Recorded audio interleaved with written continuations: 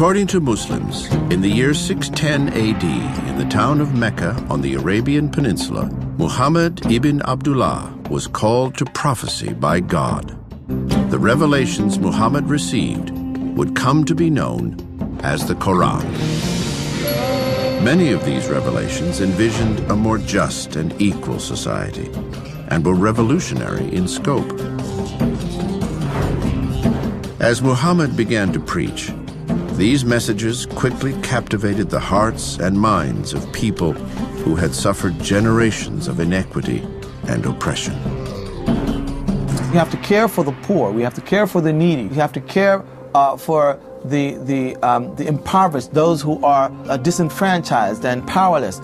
That is really the main thrust of Islamic social justice. What had been a mix of warring tribes, each with its own set of gods, was soon unified by Muhammad under Islam's banner. Within a few decades, the Quran's message expanded across the entire peninsula.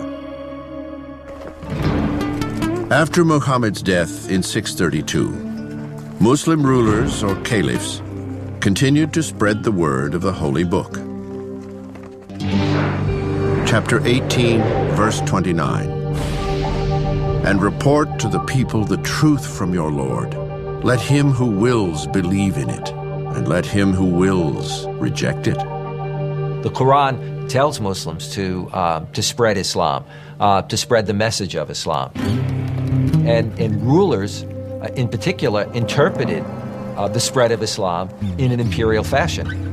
Within 50 years, what had begun as a small community of faith centered in Mecca and Medina had thoroughly absorbed most of the Indian subcontinent. It had swallowed whole most of North Africa, and it had pushed the Christian empire deep into Europe and made it very little more than just a regional power. The Quran would inspire a series of empires. One of the first was the Abbasid Empire, centered in Baghdad. Founded in the year 750 AD, the Abbasid Empire marked the beginning of the Golden Age of Islam, a civilization built on the messages contained in the Quran. A pillar of this civilization was a concept repeatedly emphasized throughout the Holy Book, that of ilm, or knowledge. The word ilm or knowledge is used more often in the Quran than any other word except the word for God. God emphasizes knowledge because that is what makes us human beings. It is ilm, say many scholars, that inspired the empire's rulers and helped their civilizations flourish. The Quran is like the seed, and it exploded, it inspired these dormant human beings in Arabia to become inquisitive about everything and explore everything. The Abbasid Empire achieved unprecedented heights in science, math, and technology. Its scholars collected many ancient Greek texts that may have otherwise been lost, and later passed them back to the Europeans. This was an era in which the great works of literature, the great works of philosophy, in particular Aristotle, were preserved not in Greek, but in Arabic. These great works that essentially become the foundation of Western civilization were translated not from Greek to Latin, but from Arabic to Latin. The Quran also served as inspiration in the arenas of art and culture. In Islamic art, for example, we find that there's a tremendous emphasis on calligraphy, that is, on the writing in a beautiful way of the Arabic script, particularly when it's Quranic verses. You know, the Quranic verses as decoration become almost emblematic of Islamic art. Like Christian monks who first copied down the Bible, the calligraphers chosen to transcribe the Quran were held in high esteem, and it sometimes took years to create a complete copy of the holy text. As the word of the Quran spread under the Abbasid Empire, millions of people came to live their lives according to its messages. One of those dictates centers around a word that appears just a few times in the Quran's pages and is one of the most controversial and misunderstood: jihad. The basic use of the word jihad is a struggle to be a good Muslim, a struggle to live by the codes of Islam. That is the original meaning of jihad. Jihad translates as struggle. It is marked by two distinct forms, the lesser jihad and the greater. Greater jihad, a phrase first used by Muhammad himself, refers to the internal struggle to improve one's soul and become a better human being in the eyes of God. Greater jihad is given more prominence in Islamic tradition. But lesser jihad has historically garnered more attention and controversy. The lower form of jihad is a physical jihad. When you are attacked, your family is attacked, your wife is attacked, your children are attacked, you must stand up and fight back. Chapter 22, verse 39. Permission to take up arms is hereby granted to those who are attacked. They have suffered injustice. God has all the power to give them victory.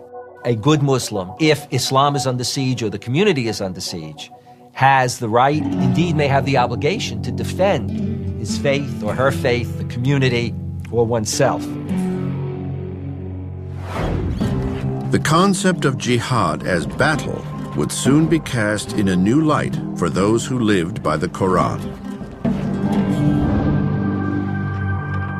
At the high point of the Abbasid Empire, armies from Christian Europe would go on the march, and a series of battles for the holy city of Jerusalem would begin. The Crusades.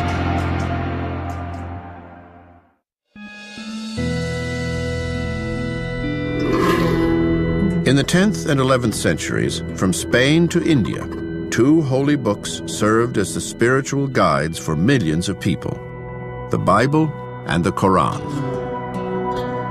Led by the Quran, Muslim leaders ruled over several vast empires, huge cities of wealth and culture, centers of knowledge and art.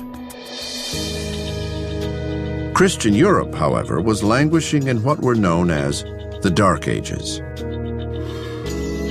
Still, the two faiths and their texts had much in common. Islam views the followers of Christianity and Judaism as fellow people of the book who believe in the same God. Chapter 2, verse 62.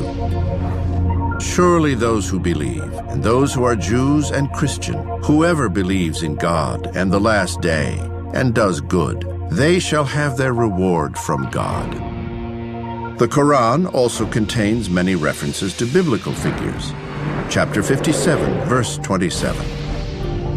Then we followed up these messengers with Jesus, son of Mary, to whom we gave the gospel, and we put in the hearts of his followers kindness and mercy. But in the Muslim world, European culture was not held in very high regard. The Muslims had had a very clear idea of what the peoples of Northern Europe were like. They were of the wrong religion, they were boorish, they were unhygienic, they were like lumbering animals. These two worlds were about to come into bloody conflict over one of the most sacred places on earth, Jerusalem, a city holy to Christians, Jews, and Muslims.